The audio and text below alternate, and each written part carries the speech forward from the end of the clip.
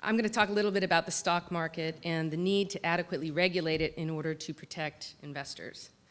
The history of the U.S. financial markets is full of outbursts of financial fraud, almost always following periods of lax market regulation. The U.S. securities laws were created in response to the great stock market crash of 1929, which exposed horrible excesses on Wall Street. As a result of the crash, FDR was elected, and his New Deal legislation included the 1933 and 1934 securities laws, which created the SEC and put in place a new, uniquely American regulatory scheme, which helped restore investor confidence and our nation's prosperity. But the deregulators soon fought back. And in the 70s, they deregulated the savings and loan industry in the name of growth. Predictably, in the mid-80s, the deregulated S&Ls melted down, taxpayers and investors lost billions of dollars, and through litigation, many of the perpetrators were held to account. The corporations, accountants, and Wall Street were all horrified by the reality that they could be held liable for their misconduct.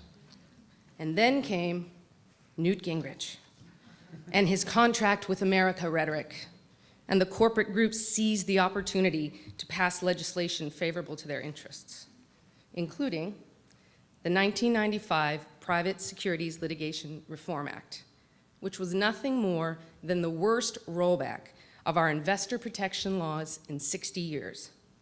And leading the charge, none other than the current SEC chairman, Chris Cox.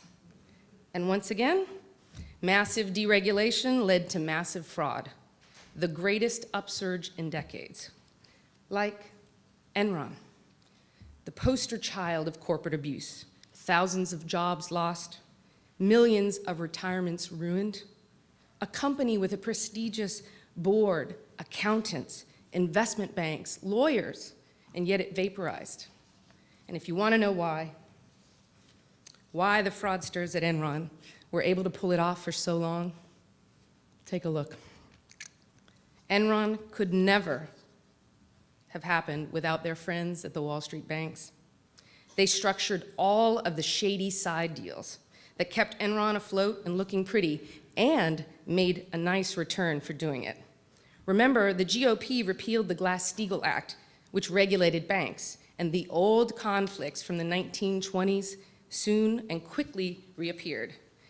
The Enron banksters used their investment banking arms to sell securities to bail out the dubious loans by their commercial arms, with bogus deals structured to boost Enron's earnings and reported financial condition, and issued glowing research reports to boost the stock prices.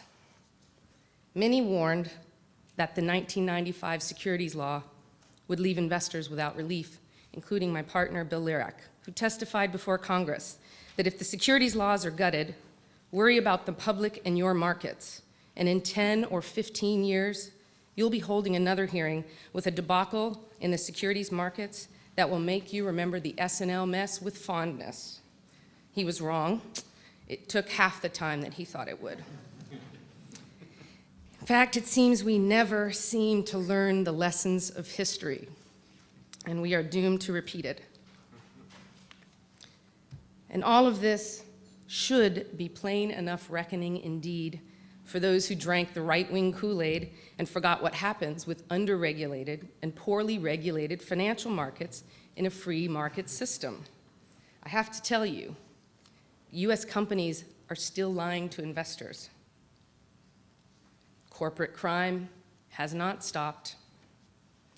Restatements, which are an admission by the company that the financial report it made to the public was false when they made it, are at all-time highs, with each of the last 6 years beating the previous year. And the newest scandal? Backdating, or I should say cheating, on stock options, as if they weren't already enough of a boon for executives. In plain language, stealing. Betting on the race after the horses come in. And can you believe it? there's evidence that the insiders used the post-9/11 stock crash to backdate, personally profiting from our nation's shock and anguish. Their greed knows no bounds, has no shame. Of course, the Wall Street and corporate alliance is still trying to cut back on government regulation. The very same characters that got us into this mess are at it again. And now that those destroyed by Enron's fraud are fading from our memory, the Wall Street Journal is ratcheting up the dereg rhetoric, characterizing the modest post-Enron reforms as political panic. The free enterprise flacks are at it again, because apparently even a weak pro-corporate SEC is too much for them. So now they've set their sights on the SEC again, and a major PR offensive is underway, with, of course, the encouragement of the Bush administration. And more recently, we saw the creation of a committee headed by esteemed Treasury Secretary Henry Paulson, with concerned citizens such as bankers, big business, manufacturers, and accounting firms, organized to study whether America's competitiveness was being threatened in some manner. It's called the Committee on Capital Markets Regulation. Though Committee for Fat Cat Relief, offered by some, might be a more succinct name for the committee.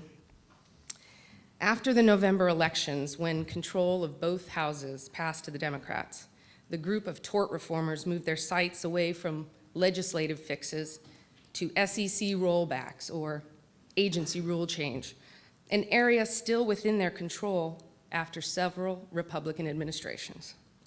So while the SEC is apparently spending less time on enforcement, which I thought was their primary function, they did, however, have time set aside to meet with Enron's bankers to consider intervening on their behalf in the class action lawsuit brought by investors.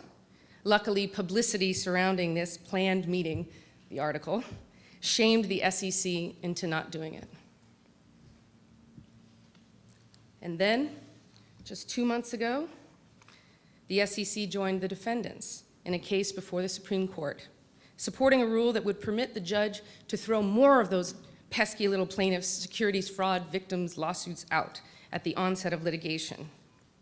And now they're faced with such a choice again, whether to come in and support Enron's victims or its perpetrators.